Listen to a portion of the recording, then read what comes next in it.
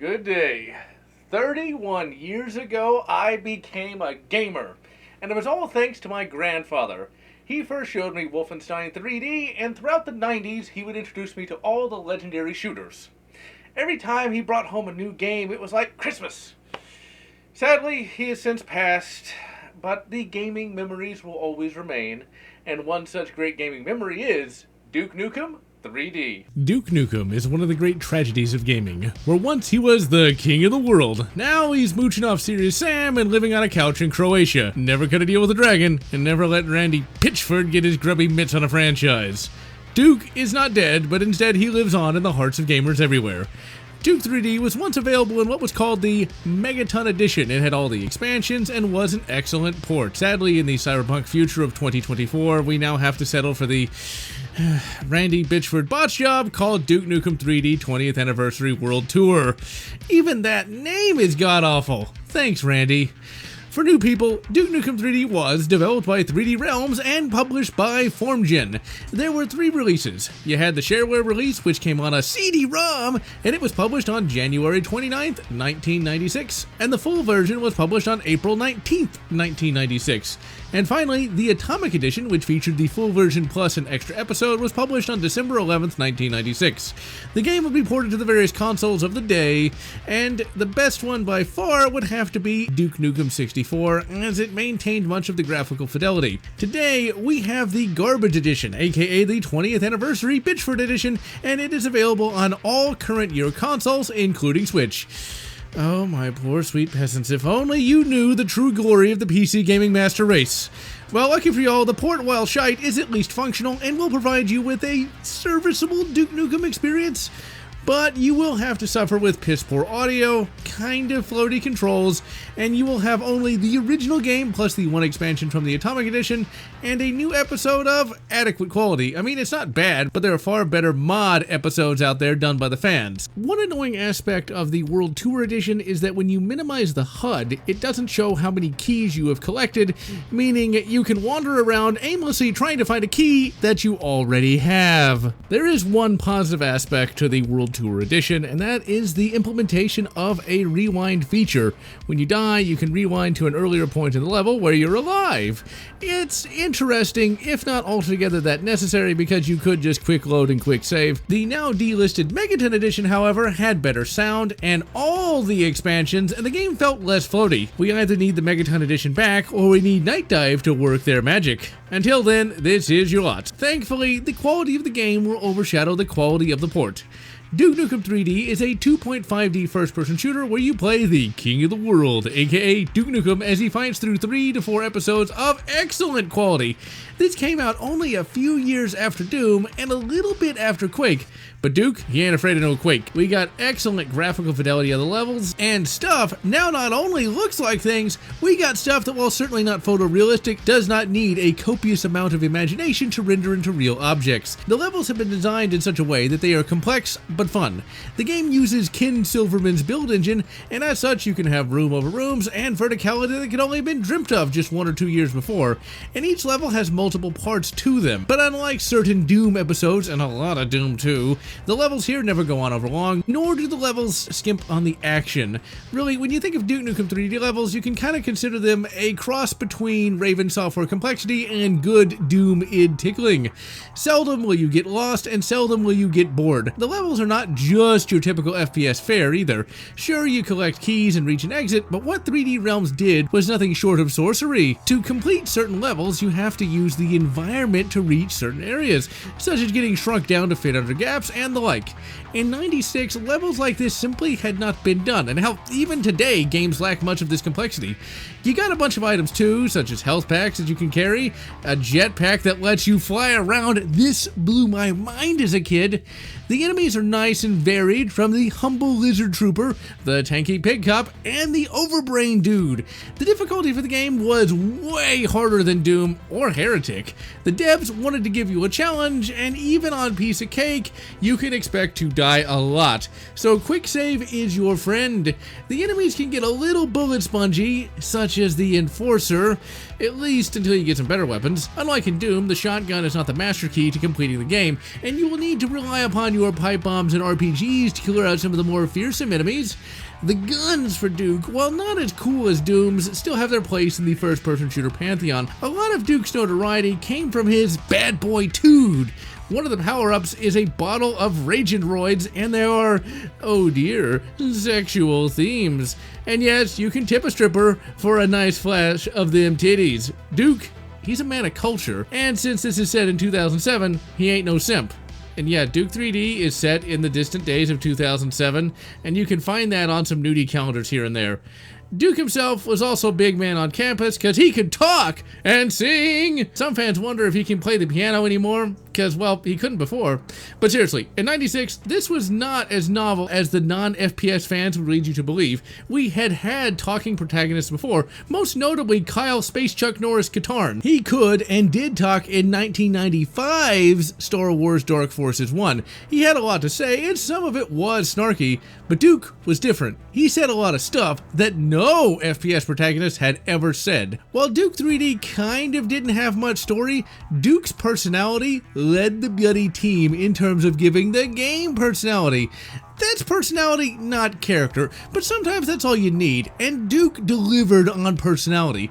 Duke was a badass action hero with a sense of humor, and he said the bad words such as blow it out your ass and balls, balls, balls of steel.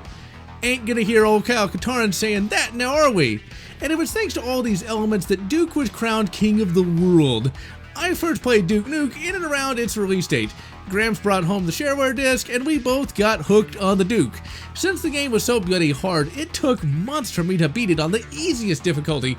But when I finally beat that final bastard, I went to my grandfather overflowing with pride. Later, he would get us the Atomic Edition, and we both played the crap out of that.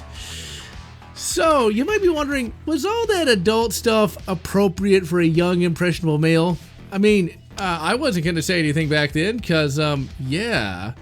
Well, you know, one day I kind of got found out. See, nobody really paid that close attention to what was in Duke Nukem 3D at the time, until I got to the final boss, aka the Cycloid Emperor, and, oh, Duke fans know what I'm about to say. When you beat the final boss, you get treated to some heavily compressed audio where Duke gets horizontal with a female admirer. My grandmother was in the room when I had that play. Now, I was not barred from playing Duke, but the parental controls were turned on. Yes, this game did have parental controls, and you could turn off all the sexual themes and the blood, and you could lock that behind a password. And really, even with the censorship, Duke still swore, but the asses and shit were turned off. However, I almost got in trouble when I was playing Duke one day and I randomly shouted, "Bitchin'!" Man, Duke really was a bad influence. But even with the censorship on, Duke still became one of my favorite games of the 90s. As for my grandfather, Duke Nukem would be one of his top 3 games of all time, with it only being surpassed by Doom and, Quake. And before he passed in 2023, he got to play Duke Nukem again on little Intel NUC micro PC, and he loved it at age 83 as much as he had back in the 1990s. If you just so happen to be a current year gamer and have never played the King of the World, get the Bitford version and have some fun. Since I already talked about the graphics and sound, we'll move on to the music. While I love the gameplay and the overall presentation, the music could have been better. The title track is the only one you will ever hear the fans or non-fans talk about. Grab Bag is a rockin' tune as good as anything the It Boys could cook up. But the rest of the soundtrack is a bit lacking and is really moody and slow for some reason. The only version of the Duke Nukem 3D OST that I will listen to outside of the game is the PlayStation 1 port's version of it. That version is rockin' all the way through and is by far the best of the entire lot, and I highly recommend giving it a listen. In addition to the single player, Duke Nukem 3D gained popularity due to having a robust multiplayer that neither me nor my grandfather touched with a 20-foot Duke Nukem pole. I finally played some Nukem Duke Match in 2015 with the Megaton Edition, and the World Tour Edition can be played multiplayer as well, although I have not played that version of Duke Nukem's multiplayer. With World Tour, you get both online co-op and online PvP. In 2015, I played Duke Match, aka Deathmatch, and it was quite fun indeed, and the maps were all well designed as you would expect, although I got my ass handed to me the entire time. Shit happens. I have a lot of happy Duke Match memories from this time period because it was via this game that I met one of my best friends and would later join a fun gaming group of cool dudes thanks to this game. Duke Match still holds up, as you can't really go wrong with Deathmatch, and the Duke Nukem weapons and items and maps still provide a good challenge. In a manner similar to the original Doom, Duke Nukem 3D featured a major modding community, and this modding community persists to this day. We got a Duke Nukem Forever mod, we've got Duke Nukem Alien Armageddon, a massive mod that adds in Bombshell, a huge number of well-designed levels, and a plot that's legitimately good, and it has been in continuous development since 2017. Be sure to check the link in the description for my review of an earlier version of that mod. The 20th Anniversary Edition does have Steam Workshop support, but if you really want to get into Duke Nukem 3D modding, my recommendation is playing Duke Nukem 3D with the eDuke 32 source port. All you need is the basic Duke Nukem 3D files and that port, and you will have access to an entire world of Duke Nukem content. Story for Duke 3D is not that amazing or even really present most of the time. You don't have intro cutscenes, and the only backstory present in the base game is a text screen you can call up from the menu, and the Duke is on the way back to Earth after defeating the enemies from the previous game. Yeah, Duke Nukem 3D is actually the third in the Duke Nukem franchise. In '96, neither me nor my grandfather knew this, and so we thought Duke Nukem 3D was like Wolf 3D, the first in the series. Joke's on us, Wolf 3D was also a third game. So anyway, the first two games in the Duke Nukem franchise were side-scrollers. Duke 1 had Duke going up against Dr. Proton, and Duke Nukem 2 had him getting kidnapped by aliens. Funny story, me and Gramps thought that Duke Nukem 2 was a sequel to Duke Nukem 3D. Boy, were we in for a shock. We both dismissed Duke Nukem 2 as a cheap, crappy cash grab that was supposed to just capitalize on the success of Duke Nukem 3D.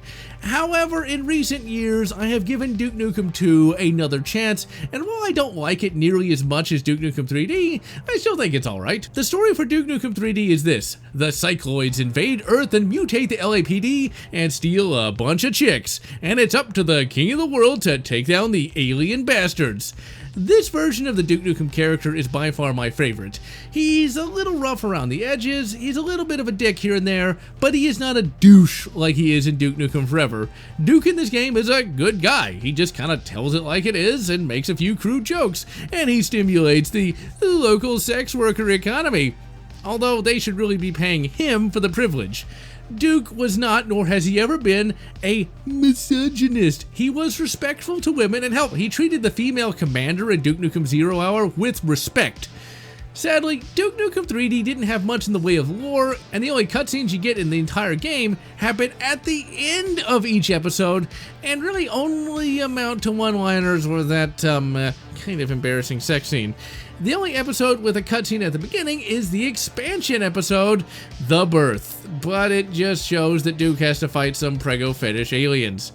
The biggest downfall of Duke 3D is the lack of lore, and it's only in the spin-off games such as 0 Hour and Manhattan Project that we get any lore at all. There were no comics or novels to flesh out Duke either. Weirdly enough, there were 2 Shadow Warrior books, but no Duke books. I want to know what he's thinking. In any event, last word on Duke is this. In the 90s, he got an action figure. And yes, my grandfather bought me one from Best Buy, and I still have that awesome Duke Nukem action figure to this very day. My name's General Lotz, and if you haven't played the old Duke baby in 20 years, it's time to boot up the the best game in town.